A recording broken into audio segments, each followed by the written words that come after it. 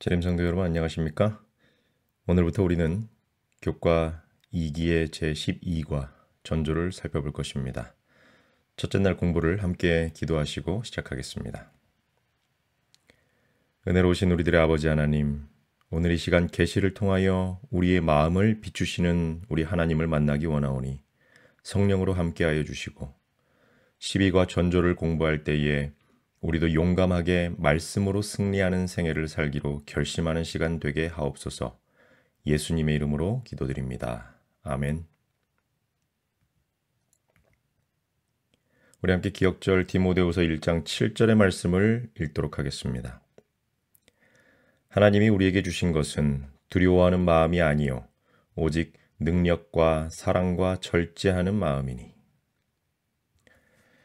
이번 주 교과를 통해 우리는 마지막 때에 있을 일에 대한 전조가 되는 두 가지 사건을 살펴보게 될 것입니다.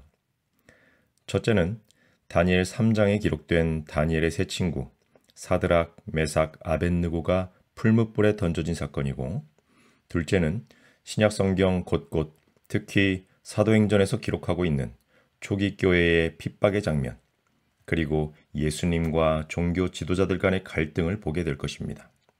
그리스도인으로 마지막 시대를 산다는 것은 결코 쉬운 일이 아닐 것임을 우리는 성경의 예언을 통해 이미 알고 있습니다. 그러나 오늘 기억절의 말씀처럼 하나님께서 이 모든 일을 미리 알리시고 과거의 신앙의 선조들이 겪은 고난을 그대로 성경에 기록하신 이유는 우리로 하여금 두려움에 떨게 하려 하심이 아니라 하나님 안에서 소망을 갖게 하려 하심이라는 것을 우리는 기억해야 합니다.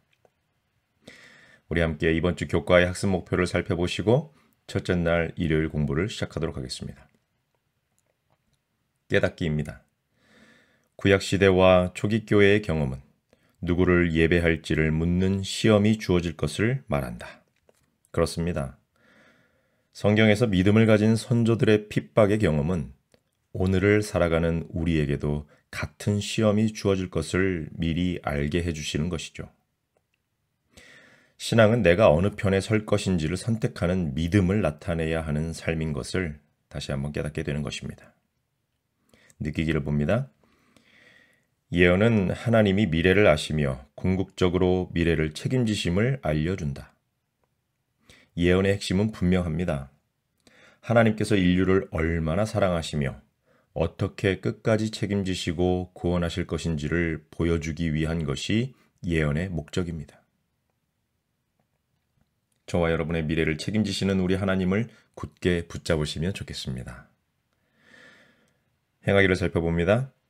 믿음의 조상들처럼 창조주를 경배하며 믿음을 지키고 소망으로 승리하기를 기도한다. 여러분, 교과에서 가장 중요한 부분이 있다면 저는 이 부분이라고 말씀드리고 싶습니다. 실천으로 나타나는 삶의 변화가 없으면 우리가 아무리 열심히 교과를 공부하고 연구한다고 한들 그것은 죽은 지식에 불과합니다.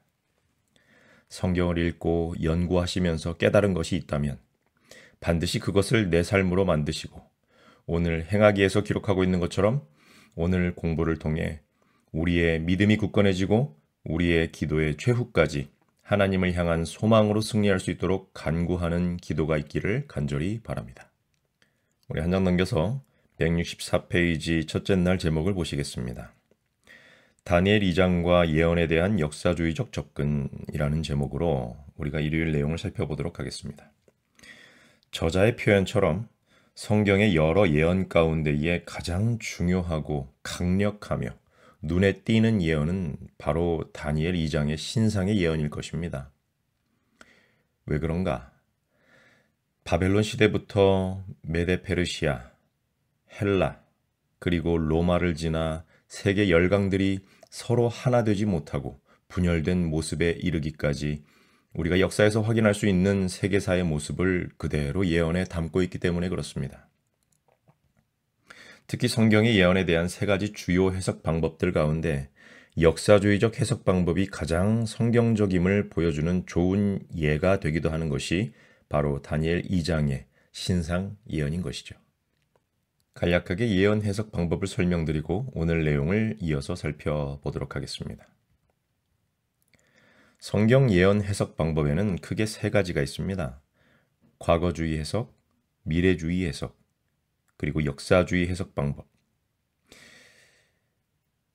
여러분, 이 중에 과거주의 해석의 특징은 구약에 주어진 예언들이 대부분 초기 교회 혹은 로마 시대의 성취가 끝났다고 보는 것입니다. 과거에 끝난 사건이기 때문에 현재 우리 삶에 미칠 영향이나 관련이 없다는 입장입니다. 예언으로서의 능력을 인정하지 않는다는 약점이 있지요. 두 번째, 미래주의 해석법은 성경 예언의 대부분은 아주 먼 미래의 어느 시점, 특히 재림 직전에 이루어질 사건들이지 역사적인 성취나 현재의 우리 삶에 주는 특별한 메시지가 없다고 보는 해석입니다. 이 해석법은 문자주의적 해석에 집착하여서 성경의 여러 부분과 단절되며 오류가 많다는 약점을 보여주었습니다. 마지막 세 번째 역사주의적 예언 해석 방법이 바로 재림교회가 성경의 예언을 읽는 관점인데요. 성경의 예언은 그 예언이 주어진 시대로부터 인류 역사에 연속적으로 적용이 가능하며 성경 전체의 흐름과 역사적 지식을 따라 해석할 수 있고 재림의 때까지 성도들을 준비시킨다는 면에서 가장 건전하고 적합한 예언 해석 방법이라고 보는 것입니다. 이런 배경 지식을 바탕으로 다니엘 2장의 예언을 봐야 한다는 것이죠. 저자는 바벨론으로부터 로마에 이르기까지 금머리, 은 가슴과 팔, 놋 넓적다리, 철 종아리로 묘사된 부분의 성취 이후에 발에 얼마는 철, 얼마는 진흙이어서 결코 섞이지 않을 것이라는 다니엘 2장 43절의 말씀, 즉 그들이 다른 인종과 서로 섞일 것이나 피차에 합하지 아니함이 철과 진흙이 합하지 않음과 같으리다 라고 기록한 예언의 성취를 실제 영국 왕실의 이름의 예를 들어서 우리에게 설명하고 있는 것입니다. 영국 왕실의 이름인 윈저는 1917년 이후로 불려진 이름이라는 것이죠. 사실 영국의 빅토리아 여왕이 독일의 작센코 부르크고타 가문의 엘버트 왕자와 결혼을 하면서 영국 왕실의 이름이 작센코 부르크고타라고 불리고 있었습니다. 그러나 1914년에 1차 세계대전이 일어나면서 독일과 영국의 관계는 좋을 수가 없었고 반독일 감정을 가진 국민들에 의하여 영국 왕조는 다시 예전의 이름인 윈저로 1917년에 돌아가게 되었다는 것이죠. 유럽의 여러 강국들이 통혼을 통해서라도 나라들 간의 화합을 이루고 더 강하고 큰 나라를 만들고자 시도했지만 다니엘 2장의 예언대로 오늘까지도 그들은 합하지 못하는 결과를 보게 되는 것입니다. 여러분, 이 얼마나 뚜렷하고 명확한 하나님의 예언입니까? 하나님께서 인류의 역사를 사탄의 뜻대로 세상 왕들의 열망대로 내버려 두지 않으시고 하나님의 백성들을 위하여 세상 역사를 주관하고 계신다는 아주 강력한 증거를 보게 되고 예언의 역사주의적 해석을 통해 그분의 계시를 바르게 이해하게 된다는 것입니다. 철과 진흙의 발의 시대가 분명하다면 여러분 43절 이후의 예언도 분명하겠죠? 다니엘 2장 44절의 말씀을 함께 보시겠습니다. 이 열왕의 때에 하늘의 하나님이 한 나라를 세우시리니 이것은 영원히 망하지도 아니할 것이요 그 국권이 다른 백성에게로 돌아가지도 아니할 것이요 도리어 이 모든 나라를 쳐서 멸하고 영원히 설 것이라. 저와 여러분에게 주어질 영원한 나라, 하늘의 하나님께서 세우시며 그분께서 친히 왕이 되실 그분의 나라는 영원히 서게 될 것이라는 이 소망의 예언을 굳게 붙잡으시고 믿게 되시기를 간절히 바랍니다. 이 예언이 있기에 오늘을 사는 우리에게 희망이 있는 것입니다. 우리 교과 165페이지 영감의 교훈에 기록하고 있는 증언보감 2권 478페이지의 인용문을 함께 읽으시고 오늘 교과를 마무리하도록 하겠습니다. 다니엘을 통해 미래의 신비들이 알려짐. 다니엘은 왕궁에서 맡은 그의 의무에 성실한 한편 하나님께 대한 그의 충성을 매우 성실하게 유지하였기 때문에 하나님께서 그를 바벨론 왕에게 보내는 당신의 사자로 높일 수 있었다. 그를 통하여 미래의 신비들이 알려졌으므로 느부갓네살은 다니엘의 하나님을 모든 신의 신이시요 모든 왕의 주제시로다.